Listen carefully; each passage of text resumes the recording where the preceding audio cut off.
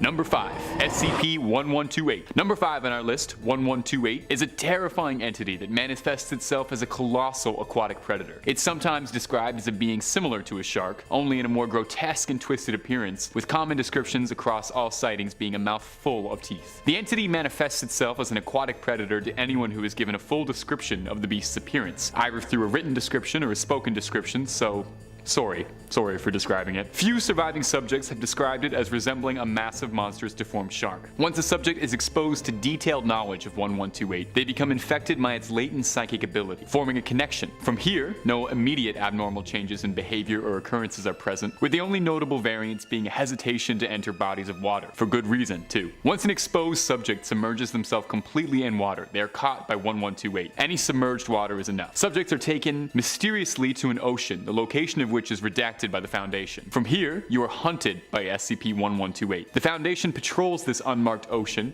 in a desperate attempt to contain the creature and protect anyone unfortunate enough to be caught in its trap. It's difficult to interview subjects after an exposure, as any detailed description of the encounter does run the risk of contaminating more Foundation members. Should a member or subject become infected by SCP-1128, treatment is immediately advised, with Class C amnesiacs being used to try and block memory of the entity. So, maybe for your sake and my sake, try to forget number 5 entirely, for your own safety. Now, the Foundation does advise that if you've been enjoying the content that we produce, you should toss a subscribe our way. Number 4. SCP-1451. SCP-1451 is an odd one, even by Foundation standards. SCP-1451 presents itself as a set of 26 metal statues at the bottom of the ocean. All appear to be statues of children of varying heights. The statues are all standing in a circle, holding each other's hands and facing outwards in a ring formation. Should any object, living or otherwise, with a mass greater than 40 grams enter into the ring, SCP-1451 begins to animate. The statues will shift themselves in a counterclockwise movement. Their hands will raise and lower slightly, and bubbles can be seen protruding from their mouths. Once it becomes fully animated, SCP-1451 displays advanced strength and tactics, being reported to use various martial arts to dispatch targets, pressure point application on humans, and precise strikes on machinery. They move in perfect unison and coordination, with some speculation that they operate on some level of hive mind mentality across the 26 individual entities. Once SCP-1451 has begun its hunt, it will not rest until it is disposed of whatever invaded its territory. The Foundation refers to 3 states of SCP-1451. Class 1 is the initial ring of statues in its inert state, Class 2 is the slight animation and bubbling seen present, and a Class 3 situation is when an active hunt has begun. To try and prevent a Class 3 situation, the SCP Foundation has installed a sphere of wire mesh netting to ensure nothing too large enters the ring. Natural water currents and oceanic movement aren't to be obstructed. The creature does need to eat sometimes. Number 3. SCP-835.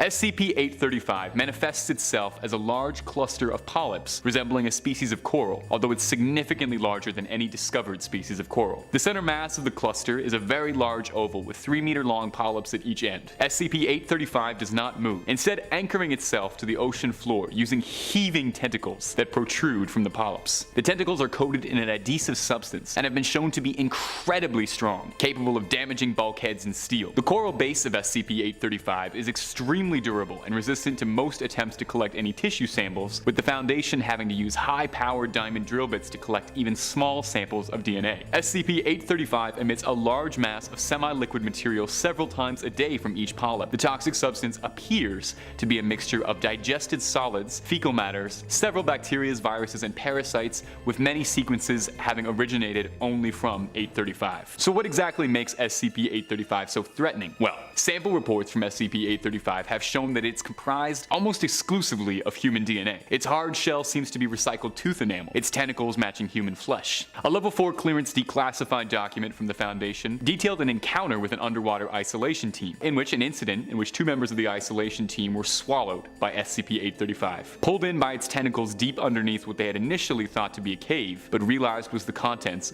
of SCP-835's stomach. The crew members reported descending deeper and deeper, spending up to 72 hours inside the creature's digestive tract, the insides of its intestines lined with remnants of unfortunate victims, claiming that they had been morphed into flesh, and there was a wall of faces crying for release. Eventually, one of the crew members was released, though after significant breaches to its suit, Unfortunately, he had to be let go from the Foundation. We thank him for his service. Number 2. SCP-1092. SCP-1092 presents itself as a class of Asteichthyes fish, and when the creature is matured, it resembles any number of other ocean-dwelling fish, with the only notable variance being its increased aggressive behavior, attacking prey. It's difficult for the Foundation to study, as only adult specimens can be studied, as in its juvenile phase, SCP-1092 are parasites birthed from a living host. Once SCP-1092 infects the bloodstream of its host, absorbing nutrients directly from the host's blood. Once exposed, the parasites initially are but a few millimeters in most its size, but grow many times their size, with the largest extracted one on record being 2.1 centimeters. There is insufficient data on how SCP-1092 infects its hosts. The current research data theorizes that minuscule eggs makes its way into the body through small cuts and scrapes, which would explain the fish's violent tendencies. Those infected by SCP-1092 report fatigue, weight loss, and increased appetite, and in many cases report a feeling of something fluttering or squirming inside the body. However, this is not present in all cases, as there are reported case files of hosts not experiencing any visible symptoms whatsoever until the parasite has unfortunately matured to its adult aquatic stage. Once the parasites have matured, the now adolescent creature will try to forcibly remove themselves from the physical body of their host, using their sharp teeth to cut through blood vessels and skin. Subjects at this stage will sustain injuries, severe blood loss, and in some cases worse. Thankfully, the SCP Foundation has effectively secured SCP-1092, keeping it housed in a completely watertight cell, where it is given the occasional domestic pig to act as a host for its reproductive cycle. Poor little piggy. Thank you, piggy. Thank you, Foundation. Number 1. SCP-3000. SCP-3000 is one of the most powerful SCPs currently being monitored by the Foundation. SCP-3000 is a Class 8 cognitohazardous entity and is a Level 5 classified document. I really shouldn't even be talking to you about this, but it's good to get this information out there. It is a massive, massive aquatic sea serpent that closely resembles a moray eel, only gigantic. There's been significant difficulty in efforts in trying to document its true size, but it is estimated to be anywhere between 600 and 900 kilometers in length, with its head measuring roughly 2.5 meters wide and its body as large as 10 meters in diameter. SCP-3000, thankfully, is typically a sedentary creature, not moving much at all, usually only responding to feeding. The majority of its body rarely moves. SCP-3000 has been known to be carnivorous, and when it hunts, it has been known to move exceedingly quickly. Fascinatingly, despite its gargantuan size, SCP-3000 does not appear to need sustenance to maintain its body's function, and thus its digestive process is unknown. Although complicating matters slightly is a process wherein SCP-3000 disperses a thin layer of viscous dark gray sludge through its skin whilst it consumes its prey. It doesn't stop there though. SCP-3000 has been recognized to cause severe mental damage in those who research it. Direct observation and study has been proven to cause mental alteration in Foundation researchers, experiencing paranoia, fear, anxiety, memory loss, and most worryingly, inexplicable severe headaches. It's unknown how SCP-3000 causes this, but the theories are that it has a latent psychic ability. There are some who believe SCP-3000 could be an old god that has found its way into our world. The creature is too immense to be contained in any Foundation facility, instead being kept in a clandestine area of the Bay of Bengal, in an area barred from the public, routinely patrolled and surrounded by Foundation vessels. Be extremely thankful that the brave members of the Foundation are researching and containing this. Secure, contain, protect. Those are the goals of the Foundation. Number 5. The Kraken.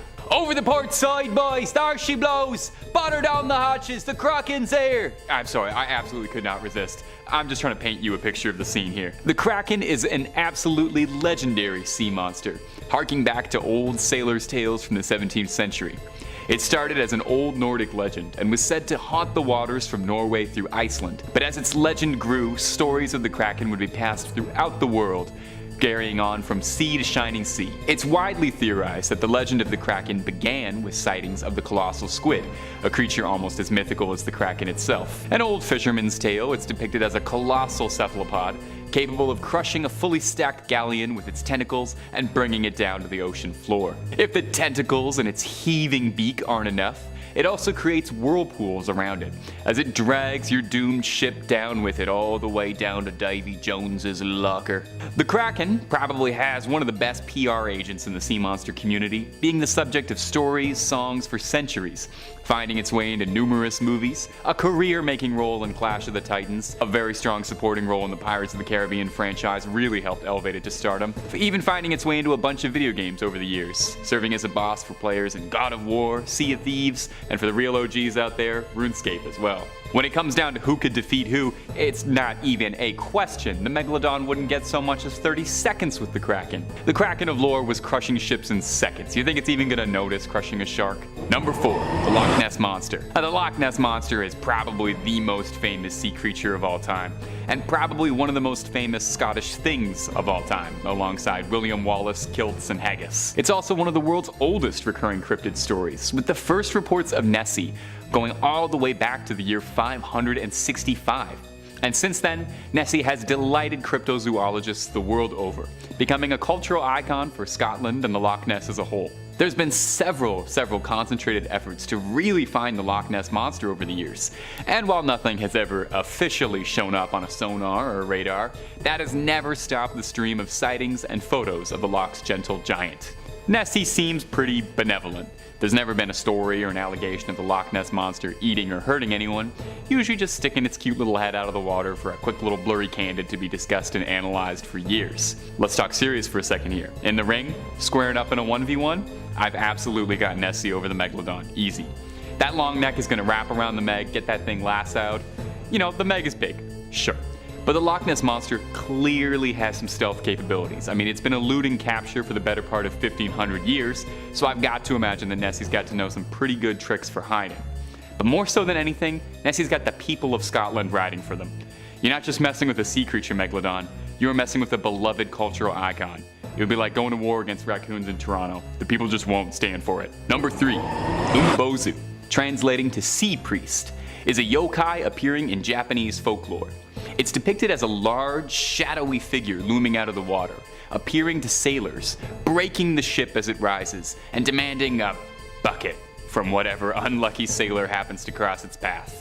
Maybe it's got a leak in the roof. There's some differing opinions onto what the origin of the Umubozu is, as there's no specific origin to its legacy or one tale we can point towards.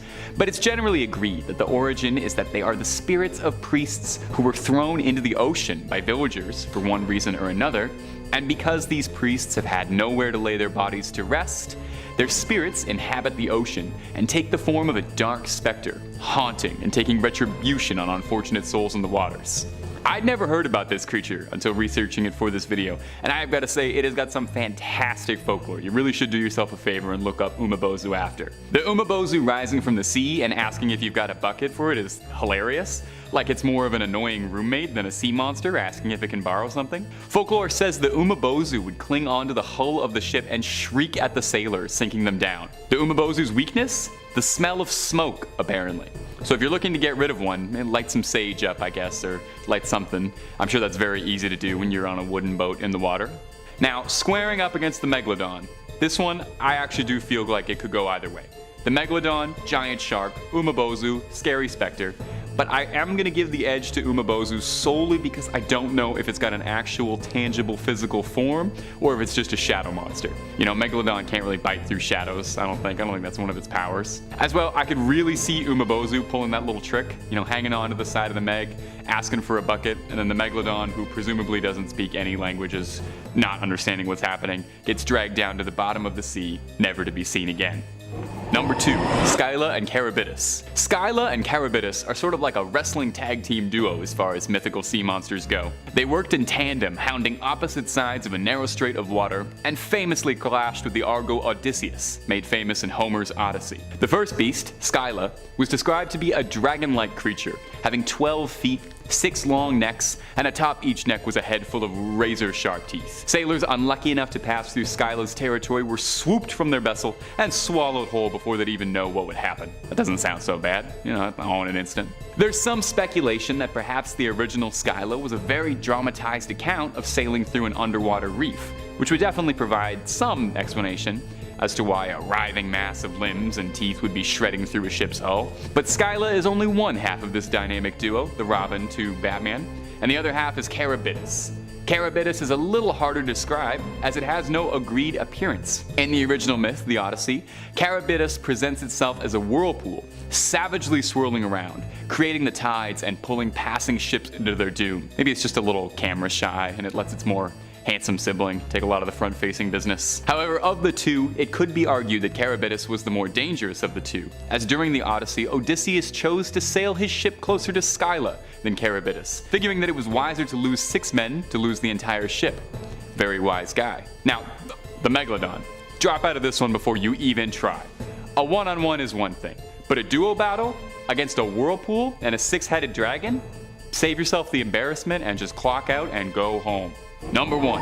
Jormungandr. Jormungandr is another old Nordic sea legend, also known as the Midgard Serpent or the World Serpent, and is a serpent so large that its tail would surround the circumference of the earth and all its oceans and loop back around onto itself inside its mouth, creating an Ouroboros. This impressive girth is where the creature gets its name, World Serpent. Jormungandr's also had a bit of a star-studded run in pop culture, appearing in Marvel Comics and most recently the new God of War, based around Nordic legends. Jormungandr is fairly central to Nordic mythology, as it was said that when the creature would stop biting its own tail and release it from its jaws, it would be one of the signs of Ragnarok, and the creature would thrash its tail and the seas would rise up and flood Midgard, the Nordic term for their realm. There are several notable myths detailing Thor's many encounters with Jormungandr, and his various attempts to overpower the beast and to slay the mighty serpent, although as the myths go, he was never quite successful. Good for me, because I actually don't think I would do too great in Ragnarok. I'm really not much of a fighter, and I don't think I would do well wrestling any Vikings. It's said that when Ragnarok occurs, Thor will slay the mighty serpent, only to find himself defeated by poison from the creature himself. All of this to say is that as far as sea monsters go, there could not possibly be anyone more powerful in lore than Jormungandr. All this beast has to do to initiate the end of the world is to take its tail out of its mouth. The Megalodon wouldn't be able to challenge this thing. It would literally be over before it began. The Jormungandr opens its mouth to start the duel, and that's it. It's done. Not only is the Megalodon done, but everything's done. Seas flooding, fires raining down from the heavens. How could there possibly be a more powerful sea monster than this? Unless they update the Nordic myths at all, I doubt anything will ever top the legend of the Jormungandr. Number 5. The Learnian Hydra. I'm no Hercules per se.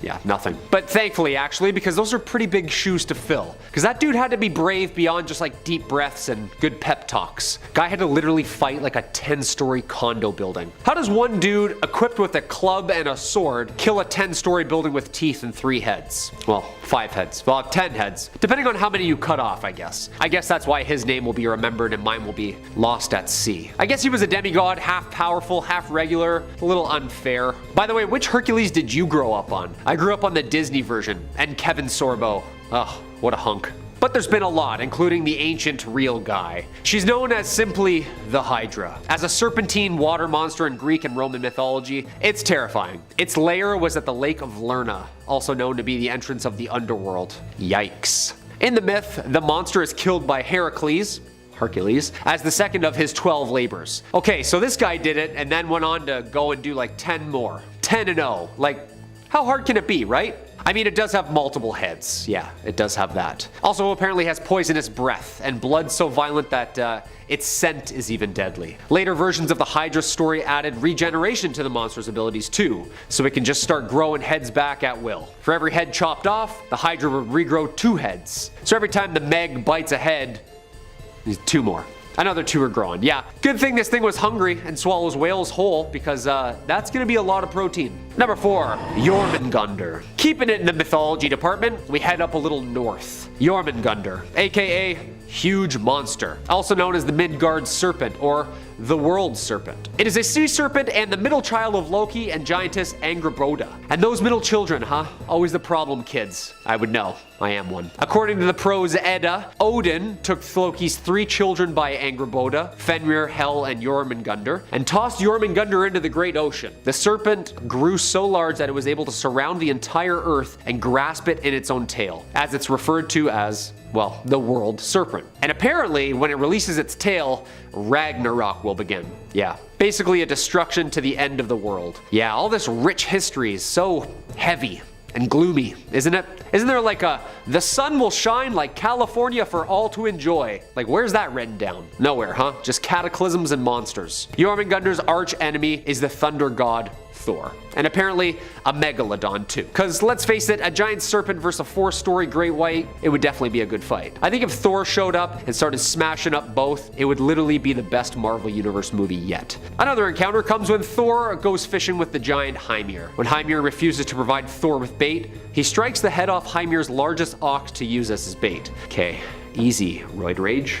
Sheesh. They row to a point where Hymir fishes, he prepares his fishing line and a large hook and baits it with the ox head, which Jormungandr bites. Thor then yanks the serpent up from the water and the two throw hands. Okay, so it sounds like it isn't that big. I mean, it's huge, but the wrapping around the planet has got my dimensions off. Maybe it was like a metric versus imperial thing back then. I don't know, what do you think? Comment down below who would win, because when it gets into mystical powers and stuff, it becomes a little unfairly matched, no? Number 3, Cthulhu. Come on, we know this guy. Now this would be a good fight. This is sort of fathomable. Well, kinda. An extinct shark versus a made-up ender of worlds. Cool, let's do that. Basically a giant humanoid octopus dragon versus the Carcharaslus Megalodon, a triplex-size apex predator. It's definitely gonna be in Vegas, and pay-per-view, I'll tell you that for free. Cthulhu is a fictional cosmic horror entity thought up by the twisted mind of cosmic horror writer H.P. Lovecraft. First introduced in his short story called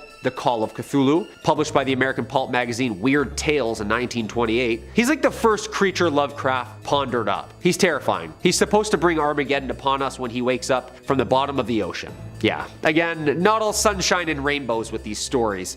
Actually, like, ever with these stories. Cthulhu is a great old one, almost the god of all gods in these stories. All these characters intertwine, and apparently he's our last call. Lovecraft depicts it as a gigantic entity worshipped by cultists in the shape of a green octopus dragon humanoid bipedal creature. And it's like 10 stories high. Yeah, like massive. Like us looking at toy army men. The Lovecraft universe, aka the Cthulhu mythos, its appearance alone is enough to haunt your dreams. Lovecraft describes this guy as a face full of octopus-like feelers, a scaly, rubbery-looking body, sharp claws on its hands and feet, and of course, dragon's wings. So it can fly and swim. In other words, the worst thing you can imagine. Yeah. Cthulhu can fly, which he has on the Meg, for sure. And also, the mind control, I don't know how sharks' brains works, but Cthulhu gets in there, yeah, you're in trouble, Sharky. Number 2, the Leviathan. Okay, so we're diving into some very sacred texts now, the Bible. In said pieces of scripture, there's a tale of a giant creature that could swallow up cities, apparently, and is also an awesome roller coaster at Canada's Wonderland. Gotta try it if you haven't been on it yet. This twisty, turny, vicious monster was actually modeled after this twisty, turny, vicious monster, the Leviathan, the second of the great monsters described in the book of Job. This Leviathan is an absolute unit of a sea monster who's impervious to literally any human weapon. I mean, what were the weapons back then though? Like bows and arrows, swords maybe, little pokey things, you know? It's not gonna do much. Apparently locusts too, yeah, those are terrifying. This Leviathan breathes fire. It emits smoke from its nostrils, and it's related to another ancient monster called Lotan, a 7-headed giant serpent who's represented as pure chaos. I mean, what Bible creature isn't terrifying though? Was this giant sea snake a water dragon? Because apparently it's something like 300 miles long according to the Bible. So it's like Jormungandr territory, but longer. Maybe it's the same creature, told by two different peoples? Mind blown. Again, the Megalodon I think would just chomp this thing and dive deep down to the Twilight Zone and it's lights out. We've seen Jaws, right? Yeah, picture that but like 40 times the size. Yeah, we're gonna need a bigger boat. Number 1, Godzilla. I had to, obviously, we're having fun here today. Godzilla, yes, of course, the king of kings, aka kaiju, originates from a series of Japanese films. The character first appeared in the 1954 film Godzilla and became a worldwide pop culture icon ever since. Appearing in a ton of different media, 32 films, 4 American films, video games, novels, comic books, TV shows, you name it. Godzilla has been, like I said, the king of all monsters. Of course, a phrase first used in Godzilla, King of Monsters. Godzilla's enormous. It's destructive. It's a prehistoric sea monster awakened and empowered by nuclear radiation. With the nuclear incidents of Hiroshima and Nagasaki and the Lucky Dragon 5 incident, Godzilla doesn't really like nukes. Yeah. The amphibious reptilian monster is basically based around a concept of a dinosaur, erect, standing up, very tall. Of course, a bony plated back and tail, and let's not forget the special abilities Godzilla has as well. Atomic heat beams, or as I like to call it, stank breath. Dude had tonsil stones so bad, nuclear energy generates from them. Well, not really, but inside of his body using electromagnetic force to concentrate it into a laser radioactive beam. Amphibious, of course, so it swims and breathes underwater, which is gonna come in handy. Immune to conventional weapons and can regenerate. Yeah. And it's massive. Of course, Godzilla was said to average around 150 feet tall. In the American version, Godzilla is like 400 feet tall. Like, just a little bit bigger. This is kind of a no-brainer here, obviously, right? This little sunfish would have nothing on the king. Number 5, the frilled shark. Chlamydoslacus ingenius and Chlamydoslacus africana, or better known as the frilled shark and the frilled South African shark, are the two extinct species of shark that swam our oceans. Thank gosh. Well, actually, still kinda do. The frilled shark is considered a living fossil, not just its age and time spent surfing the coast, due to its primitive eel-like physical trait, the brown color, the jaws, 8-foot body, and the way its fins, spine, and head move under the water are common in ancient serpents and water creatures. So this thing is like an eel-serpent-shark hybrid. Yeah. Little jarring. Commonly referred to simply as the frilled shark because of its 6 pairs of gill slits at its throat. It swims amongst the Atlantic and the Pacific Oceans, usually in deep, dark, murky waters of the outer continental shelf and upper continental slope. These deep dive sharks usually live and sleep near the ocean floor. Okay, that's a good sign, of course. They live on a diet of cephalopods, smaller sharks, and even swim to the surface at night to feed what's floating atop on the surface. When hunting, the frilled shark moves like an eel, bending and slithering to swallow prey with its long and flexible jaws, which are equipped with 300 rows of recurved, needle-like teeth. So am I just gonna snorkel into one of these things any day now? Well, good thing is they're really hard to find. Like, really hard. Usually caught by accident in commercial fishing nets, usually at depths anywhere between 50 and 1,000 meters. So unless you're free diving at night, you should be okay. Yeah, they like it deep and dark. I'd say these things are already scarier than the Meg. It's like a shark but an eel-snake hybrid with a shark head and shark-size teeth. That sounds a bit scarier. Well, I mean, the Meg preferred warmer, shallower waters, so maybe this one's a tie. I don't know who's snorkeling 2 miles deep, but it's certainly not me, okay? In my opinion, I'd take a large great white over this dinosaur-looking thing slithering after me any day. Number 4, the Fangtooth Fish. Ah yes, the Anoplogaster cornuta, or commonly known as the fangtooth. I wonder why. Though they spend most of their time in the deep, common fangtooths are known to migrate towards the surface at night. Sorry, the fangtooths are known to migrate towards the surface at night. That is the scariest sentence I've ever said. Dude, these are way scarier than this giant ancient shark. Like, all the scariest things come out at night, you notice that? And root canals, but they're usually done during the day. The word Megalodon is Greek words meaning giant tooth. I'd take big teeth over this thing chasing me around any day. Thankfully though, this guy is only about a foot in length. Okay, that's not so bad. The fish has a mouth that are full of long snake teeth, perfect for hanging on to its prey as they shake. The lockable jaws ensure that, although thrashing may occur, the fangtooth's teeth are locked clamps that effortlessly swim with dinner in its mouth, just getting dragged deeper and deeper down, wiggling and can't move, trying to run for their lives. Well, swim for their lives. And fish of any size. I'm sorry? Yep. Any size. Common fangtooths have been recorded at depths of about 5,000 meters, so whatever lives down there, it's game on. Look at this thing. I was scared of sunfish and seaweed brushing up against my legs. This thing swimming by me, this thing? It looks like a night terror in itself, stalking their preferred prey of crustaceans and, of course, other fishes the same size. Common fangtooths are more active than many other deep-sea fish and seek out food for meal and sport rather than being purely ambush predators eating when they're hungry. That's terrifying. Packing up for the long winter, huh? Their huge mouth and very long teeth ensure that they are able to attack prey and actually hold on while they relocate them to a deeper, darker spot where they can kind of take their time on the meal. I've swam with sharks. In my opinion, this thing's way scarier. Like, eating small critters running around the ocean floor, sure, but also imagine eating something the same size of itself with teeth? No problem? Slowly devouring it, bite by bite? Yeah, that's way scarier. Come on. Just reattaching itself every bite?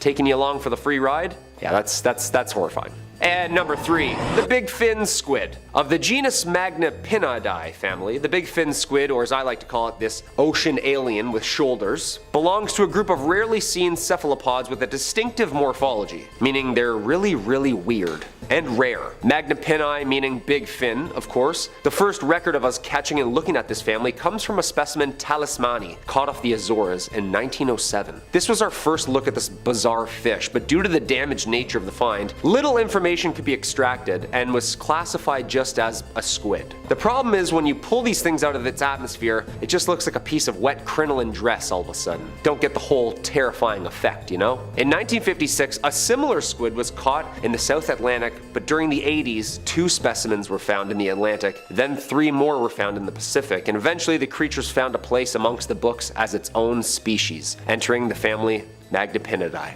Squids. Okay, so it's not actually a squid, but loosely related, like a third cousin of maybe alien origin. This thing looks like it crashed here on an asteroid, I'm just gonna say it, doesn't it? Like there's only 12 of these, not many. The arms and tentacles are the same length. The appendages are also huge and held perpendicular to the body, creating the appearance of a illusion of arms and elbows, giving its trademark alien figure. Most remarkable is the length of the elastic tentacles, which has been estimated around 20 to 30 times its mass and length. Deep sea video evidence puts the total length of the largest specimens at 10 meters long.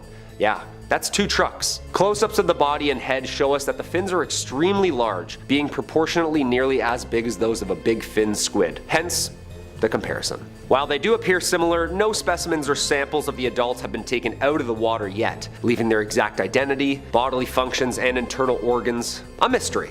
Awesome. Yes, more mysteries under the water. Alright, I only had really bad night terrors already. Let's just add this in there. Yeah, I'd take a shark swimming with a brain at me rather than this alien thing swimming up to me and just staring at me, trying to understand me for about an hour.